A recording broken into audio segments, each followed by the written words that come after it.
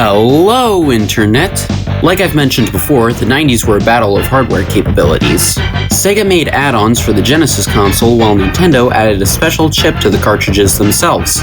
This was the Super FX chip, and in 1993 it was used to make a 3D space shooter called Star Fox.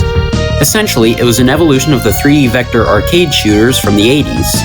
As such, it has a very arcade-like game loop. There's no save feature, so you have to play it all the way through. It has an interesting variation of the difficulty setting, however.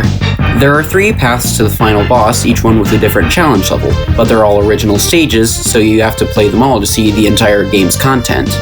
I really like how this incentivizes gaining skill at the game. If I had any complaints about the game, they would be the other members of Star Fox. Sometimes they help out, but often they're just a burden. At least they have decent personalities. And while the graphics aren't very technically impressive today, they were incredible back in the 90s.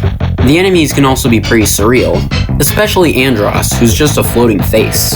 All in all, this is a Super NES game that shows off the capabilities of the system while also being fun to play and having that unique Nintendo charm.